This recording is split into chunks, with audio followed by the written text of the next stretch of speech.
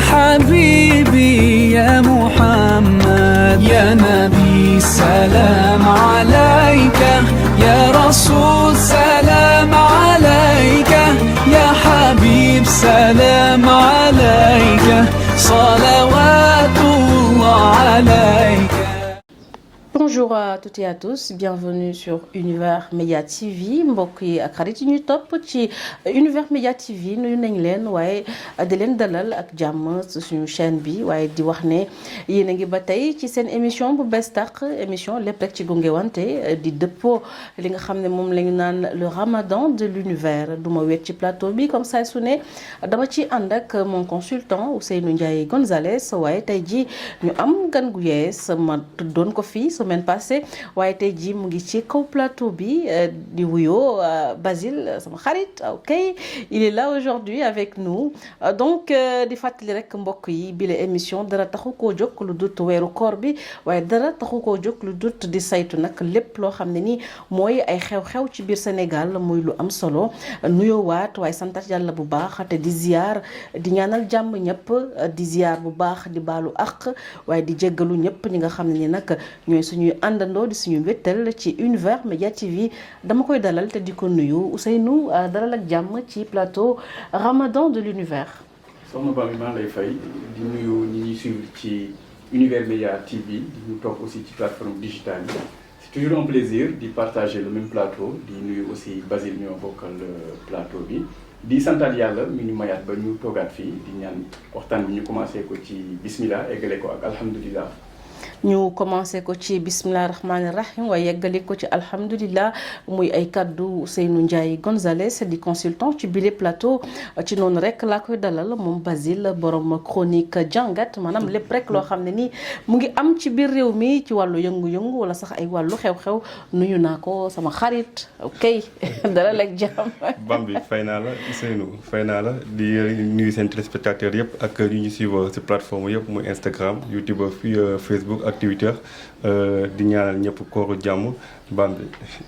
Basile ok jarul ay réew fii dara du yomb tey jii donc di waxaat rek ne yéen ñi nga xam ne nag yéen ñuy dabu wala di ñu safoo ci bile chaîne ci Univers Média TV di leen fàttali ne ñu ngi ci plateforme digitale yëpp fépp rek foo xam ne nii yéen a nga fay nekk boo leen daal di duggee ci suñu site daa ngi am yile programme dama ko waxoon semaine passée yaakaar naa ne ba tey ci logique boobu la ñu nekk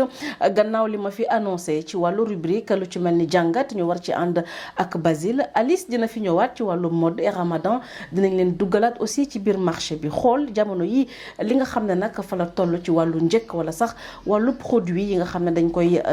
tàmm di utiliser ci weeru koor gi di ñaanaat yàlla rek yéen ñi nga xam ne nag yéen ñuy topp ci biir chaîne ngeen xam ne ñun waa Univers Média TV ñëwaat nañ dikkati nañ ci suñu second numéro war a ànd ak nag yéen ba weer wi dee incha allahu rabbi. Basile dama lay dalal encore une fois di la wax tey lan nga ñu indil ci rubrique jàngat. Bambi fayal naa la encore une fois tey année bi boo xoolee koor gi dafa diwite mu jeexal Sénégalais yu bari tamit ànd ak tey ànd si ak contentement ndax pour une première fois Sénégalais yi ñuy warandoo muy Tijaan muy Murit muy Laayeen ak muy Ibaadu ak ñi nga xam ne nekkuñu Ibaadu ñëpp ñoo warandoo at bii nii te loolu tamit nekk loo xam ne Sénégalais yi bari da cee kontaan di ko ñaan muy continuer nag te yaakaar nañ di si koor gi buy jeex tamit ñooy warandoo ñun ñëpp incha allah. loolu tamit di si gën a fës mooy jàpp yi nga xam ne nemmeeku nañ ko si wàllum politique bi jamono jii nga gis ne kii di Ousmane Sonko ginnaaw ba mu amee woon ba mu waree jàkkaarloo Mame Mbaye Niang le 16 bi nga xam ne si lañu weesu bañ ci jógee ba léegi gis nañ ne jàpp yi dafa bari. ki ci mel ni Karim Xurum Xax teg nañ ko loxo docteur bi nga xam ne moom sama assistance li nga xam ne mooy docteur Niang moom tamit teg nañ ko loxo ki nga xam ne mooy Diagne Cheikh Oumar Diagne teg nañ ko loxo ak ki nga xam ne mooy porte parole Pastef tamit di El Malick Ndiaye teg nañ ko loxo ak ñeneen ñi nga xam ne mënuma lim seen tur looloo tax nag ñu bari di tooñ naan dëkk bi mu ngi mel ni Lido ku génn ñu jàpp la lu doy waar a ngi noonu tamit bu ñu gën a xuusaat ci actualité bi di nga gis ne jamono jii nii tamit sénégalais yu bari dañoo ànd ak tiitaange ndax gis nañ ne dañuy dégg ne ñu naan suukar dafa manqué prix yi mu ngi yokku si sur le plan économique sénégalais yu bari dañoo tiit ndax dañoo yaakaar ne koor gi dina doy waar loolu bu si nguur gi jëlul ay mesures. am na solo Basile ci ay kàddoom mu ngi naan marée d'arrestation yi nga xam ne ni gis nañ ko gannaaw ba ñu convoqué ki la di njiital Pastef Ousmane Sonko fële ca cour d'appel bu Dakar mu jur nag mbir yoo xam ne nii yaakaar naa ne ñëpp ñoo ci teg seen bët ñenn ci ñoom ñu lim leen dañu naan tegati nañ leen loxo ndax ku ci mel ni Karim Xurum Xaq kooku ku miin foofa la ak ñeneen ki ci bees mooy docteur Niang bi nga xam ne nag mooy njiital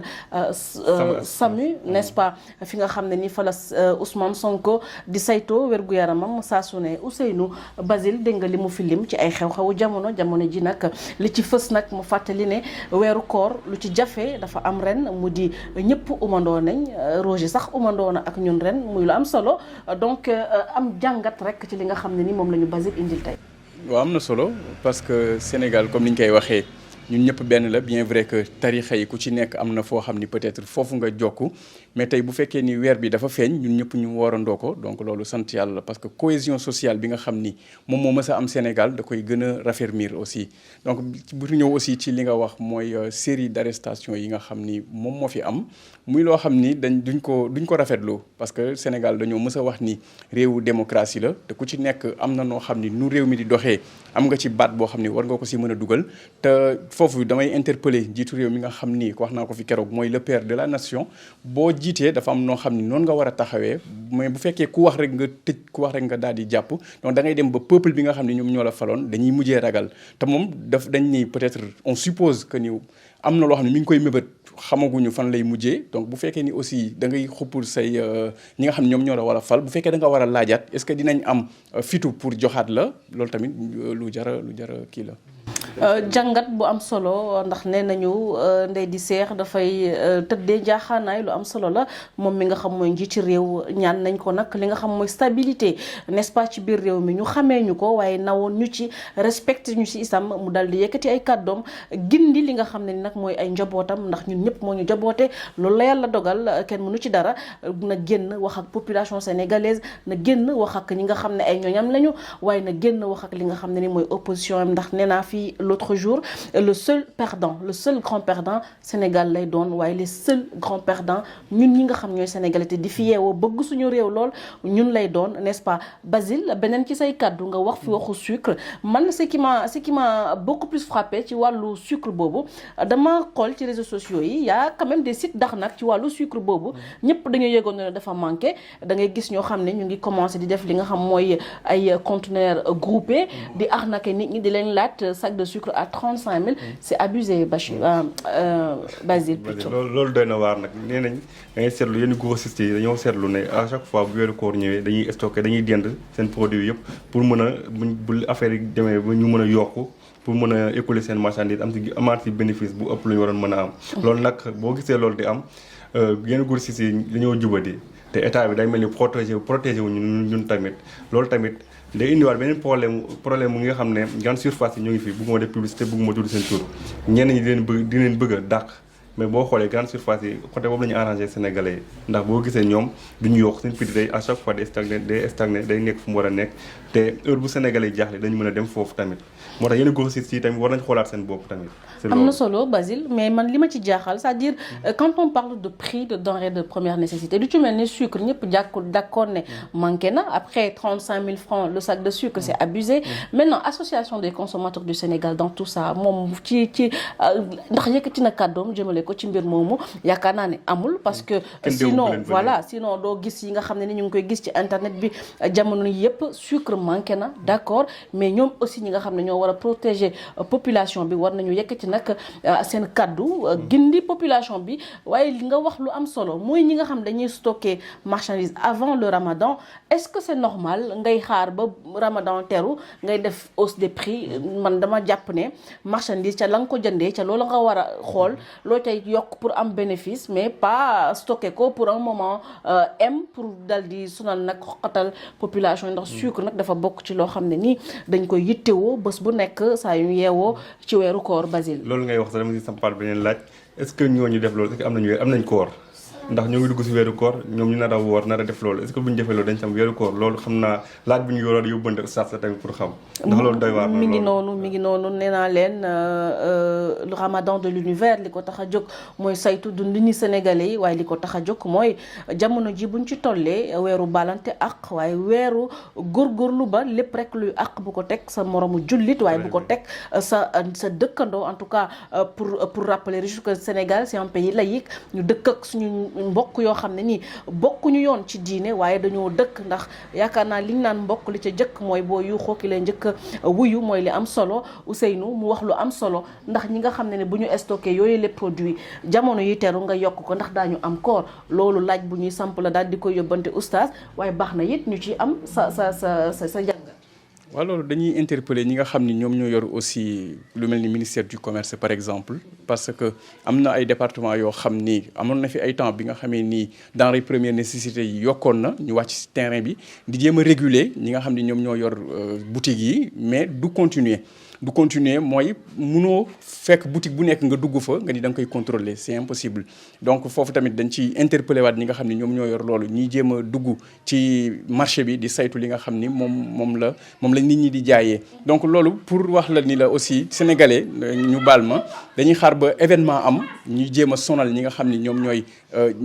ñoo yor kër yi parce que loolu c'est pas normal parce que dafa am prix yoo xam ni dañ ko homologué ñu ni lii ngay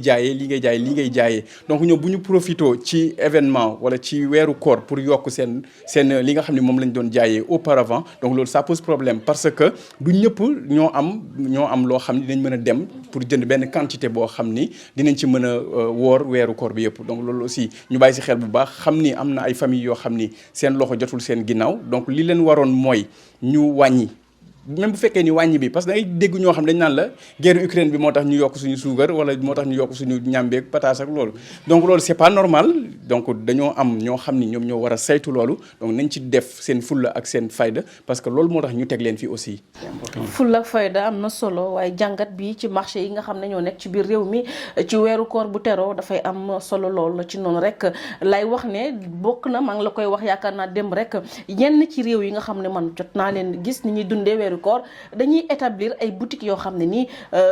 prix accessible à tout le monde la c'est-à-dire même bu fekkee le kilo d'oignon sur le marché day jar 800 francs ñoom dinañu ut des produits homologués ba ñu koy jaayee population bi à 400 francs yaakaar naa Sénégal jamono yi war nañu gëstuwaat mbir yu demee noonu dimbali population bi comme ça ku ci nekk nag wax dëgg neex yàlla ñëpp ñoo am droit lekk gu baax ñëpp ñoo am droit am accès si bépp produit boo xam dafa nekk ci marché Sénégal bi waaye ñu fàttali ne doole yemut n'est-ce pas Basile nga indi lu am solo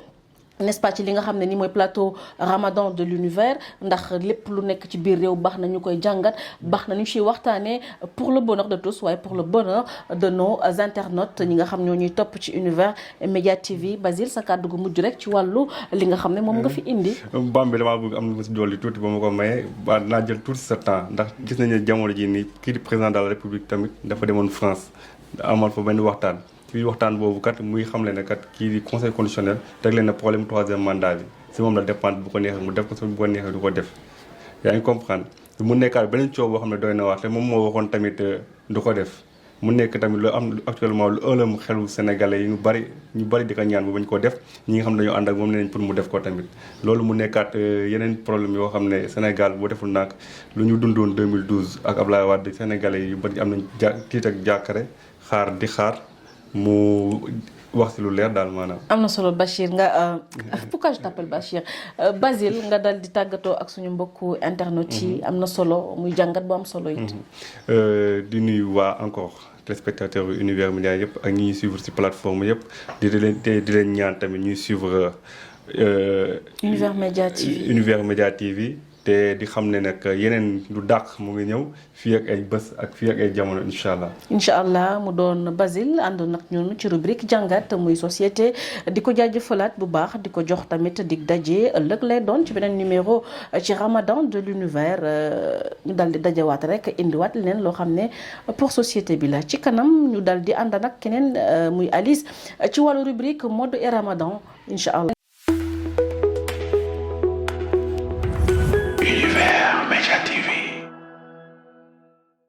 Alice mu nuyuwaat la waaye dalal la ci plateau de l'univers borom mode borom rubrique plutôt mode et ramadan tey loo ñu indil gannaaw ba nga nuyoo suñu mbokk internet yi ñuy seetaan. alors tout d'abord Bambi maa ngi lay nuyu di nuyu Gonzalez mi toog di nuyu aussi suñu mbokk internet yi ñuy seetaan fii ci Univers Média TV di leen wax ni que dal leen ak jàmm ci seen plateau ramadan de l'univers autant pour moi. dal leen ak jàmm ci seen plateau ramadan de l'univers borom mode et ramadan tey loo ñu indil. alors tey nag ci seen rubrique mode et ramadan dinañ waxtaanee li nga xamante ne moo di le voile nekk li nga xamante ne nag c'est une obligation pour la religion musulmane. léegi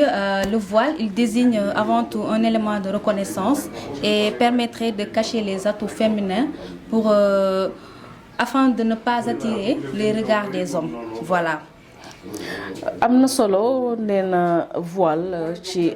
ay kàddoom rek liñ ci mën a jàngat mooy maanaam bu ñu nee muuru ci li nga xam ne ni mooy diine l'islam jigéen dafa war a muur ay cëram dafa war a muur ay cëram de sorte que bu rombee nit du ko bàyyee xel muy lu am solo Ousseynou tey Alice indil ñu li nga xam ne nag mooy col nag dafa bëri façon Ousseynou. waaw di nuyu Alice mu indi loo xam ne lu am solo la comme ni mu ko waxee voile dafa nekk loo xam ne c'est une obligation religion musulmane yàlla daal di koy digle ni jigéen ñi dañoo war a muur seeni cër parce que ku nekk xam na ni mu bindee jigéen ak aussi ni mu bindee góor yaa ngi koy wax sànq donc c'est juste pour que ñu muur seeni cër pour sellal bi maanaam mooy